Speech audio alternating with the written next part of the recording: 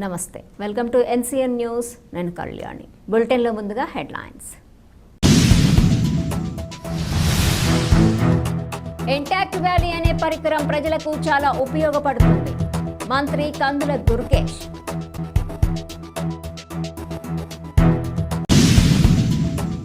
Bus ప్రయాణం చేసే ప్రయాణికుల భద్రతల దృష్ట్యా నిడదవోలు నియోజకవర్గం విఘ్నేశ్వరం గ్రామానికి చెందిన యువకుడు గౌరీశంకర్ నాగబాబు మరియు అతని టీం సభ్యులు అనిత, లింగేశ్వరి, ప్రవళిక, సూర్యలు కలిసి చేసిన ఈ సాంకేతిక పరికరం నన్ను ఎంతగానో ఆకట్టుకుందని రాష్ట్ర పర్యాటక, సాంస్కృతిక, సినిమాటోగ్రఫీ మంత్రివర్యులు కందుల దుర్గేష్ అన్నారు. అతి తక్కువ ఖర్చుతో అధునాతన సాంకేతికతతో ఏర్పాటు చేసిన ఈ పరికరం బస్సు ప్రయాణాన్ని మరింత సురక్షితంగా మరియు సునాయాసంగా చేస్తుందన్నారు. ఇంత చిన్న వయసులో ఇంతటి సాంకేతిక పరిజ్ఞానంతో తయారు చేసిన ఈ ఇంటాక్ట్ వ్యాలీ అనే పరికరం ప్రజలకు చాలా ఉపయోగపడుతుందని భావిస్తున్నానన్నారు. మీరు భవిష్యత్తులో ఇలాంటి సృజనాత్మక ఆవిష్కరణలు ఎన్నో చేసి ఉన్నత స్థాయిలో ఉండాలని ఆకాంక్షిస్తూ మీకు అలాగే మీ టీం సభ్యులకు నా హృదయపూర్వక అభినందనలు తెలియజేస్తున్నానని మంత్రి కందుల దుర్గేష్ అన్నారు.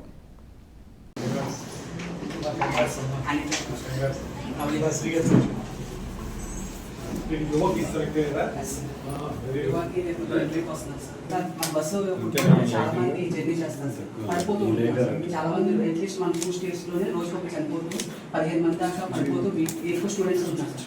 దానికి ఒక లో బడ్జెట్లో నేను ఒక సొల్యూషన్ ఆలోచించాను సార్ 2019లో. సో అప్పటి నుంచి ఒక 1.5 year కష్టపడి నేను డెవలప్ చేశాను సార్.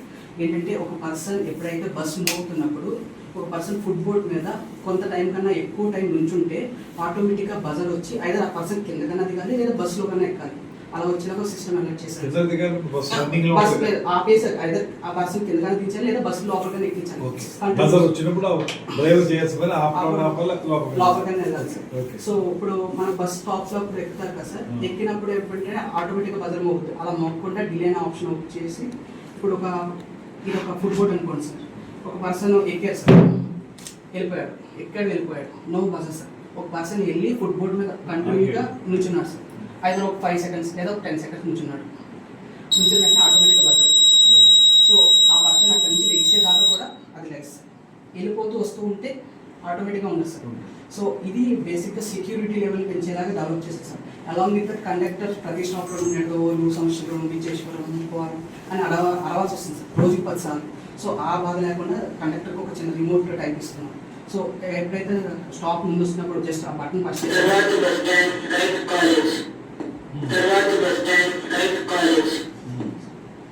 సో దీంతో పాటు మెట్రోస్ సో దీన్ని హెవీ కాస్ట్ లో డిజైన్ చేస్తారు సార్. సో దీన్ని మొత్తం కలిపి 4,000 to 5,000 లో కంప్లీట్ చేస్తాను సార్. సో ఇక్కడ వచ్చేటప్పటికి ఏంటంటే సార్, ఎంత ఆర్టీసీ అయినా కానీ మనం డెవలప్ చేసేటప్పుడు ఫైనాన్షియల్ గా వాళ్ళు చూసుకుంటారు సార్. అలా మీద థర్డ్ స్టేజ్ ఏం చేశారంటే, ఇప్పుడు రాజమండ్రికి రోజుకి ఒక 1000 బస్సులు వెళ్తాయి సార్.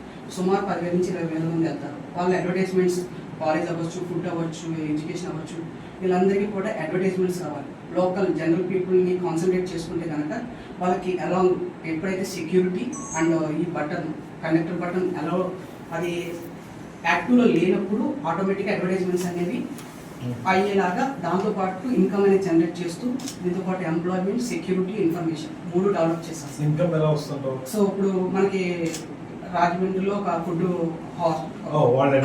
వాళ్ళు ఇస్తారు సార్. ఎందుకంటే 50 మందికి బస్సులో వెళ్తున్న వాళ్ళకి పదే ఒక ఫుడ్ గురించి చెప్తాం. రాజమండ్రిలో వెళ్తున్నారు వాళ్ళు, రాజమండ్రిలోని ఫుడ్. ఇప్పుడు నెక్స్ట్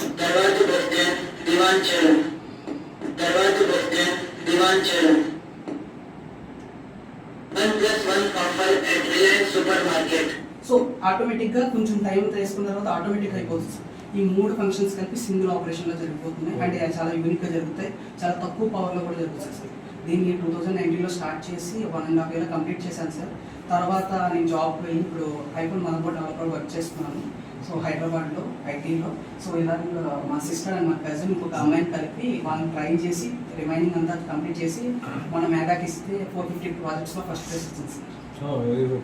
అండ్ రీసెంట్గా కలెక్టర్ గారిని కలిసాము. ఆవిడ ఇంకా అప్డేటెడ్ వర్షన్ చెప్పింది, అది కూడా డెవలప్ చేస్తున్నాం సార్. అంటే ఫ్యూచర్లో దీన్ని రియల్ టైంలో యూజ్ చేసేలాగే మేము డెవలప్ చేస్తున్నాం సార్. సో దీన్ని తీసుకురావడానికి ఇంప్లిమెంటేషన్ కూడా మేము ఆల్రెడీ ఆరంభంగా కలిసాము. దాంతోపాటు సురేష్ గారు కూడా యాక్టివ్. వాళ్ళు కూడా సాధ్యాలు మాట్లాడారు సార్ మీటింగ్స్. బాగుందని చెప్పి ఆర్ఎం ప్రిఫర్ చేశారు. ఆర్ఎం గారు కూడా వాళ్ళ టెక్నికల్ టీమ్తో మేము మెయిల్ కాంటాక్ట్ ఉన్నాం సార్. ఇప్పుడు నువ్వు చెప్పిన ఈ 3 యాక్టివిటీస్ నడవడానికి ఎంత ఖర్చు అవుతుంది ఒక బస్సులో మహా అయితే ఒకవేళ స్క్రీన్ పెద్దది పెట్టి ఇంకొక 2 స్పీకర్స్ పెడితే కనుక ఒక 8,000 మొత్తం అయిపోతుంది sir. But efficient maximum 10,000 installation. ఈ సెట్ వచ్చి నేను 6.5 years నుంచి వాడుతున్నాను సార్. ఎంబెడెడ్ సీలో కోడింగ్ చేసేసి అంటే యూనిక్గా పనిచేస్తాను. బాగుంది. సో మంచి ఇన్నోవేషన్ ఉంది. డెఫినెట్ ఇప్పుడు మెట్రో ట్రైన్స్ లో వాటిల్లో జనరల్ గా వస్తుంటుంది నెక్స్ట్ స్టేషన్. ఇక్కడ ఈ బస్సుల్లో సాధారణంగా ఉండదు, టెక్నాలజీ వాడదు సార్. సో ఆటోమేటిక్గా యూస్ చేసి ఎఫోర్డబుల్ ప్రైస్ అంటే మనకి ఏమైనా లిఫ్ట్ డోర్స్ కట్ట పెడదామంటే 14,000 to 15,000 అండ్ మెయింటెనెన్స్ కాస్ట్ కూడా చాలా ఎక్కువ అయిపోతుంది సార్. 10,000 అంత బడ్జెట్ చేయాలి.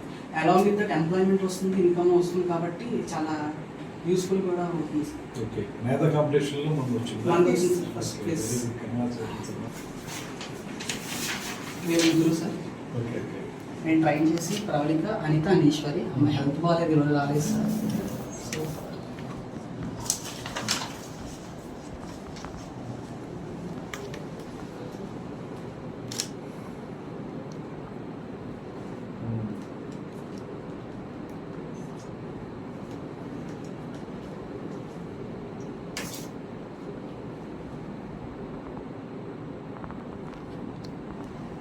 గేట్ లో చేస్తున్నారు మీరు అయిపోయిందా?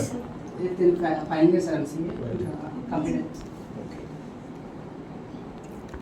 మీ ఎడ్యుకేషన్ తగ్గట్టుగా బాగా సిఎస్సి చేస్తున్నారు కదా. అవును సార్.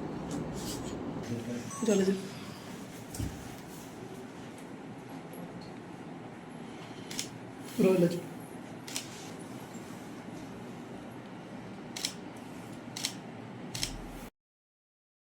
నిడదవోలు నియోజకవర్గం విజయేశ్వరం గ్రామానికి చెందినటువంటి గౌరీశంకర్ మన యొక్క యంగ్ టీమ్ తోటి ఇవాళ బస్సుల్లో సురక్షితమైనటువంటి ప్రయాణం చేయడానికి వీలుగా ఒక తక్కువ ఖర్చుతోటి తయారైనటువంటి ఒక ఆపరేటర్స్ని తయారు చేసి ఫుట్బోర్డ్ ప్రయాణం ఎంత ఇబ్బందో దాన్ని ఏ రకంగా అధిగమించవచ్చో, అదే సమయంలో బస్సు వెళుతున్నప్పుడు తర్వాతి బస్ స్టేషన్ ఏదో తెలియజెప్పే విధంగా, దాంతోపాటు వివిధ రకాల వ్యాపారాలకు సంబంధించినటువంటి వారి యొక్క అడ్వర్టైజ్మెంట్ కూడా ఇచ్చే విధంగా మల్టీపర్పస్ ఆపరేటర్స్ని తయారు చేసి ఇవాళ మన ముందు నిలబెట్టాడు.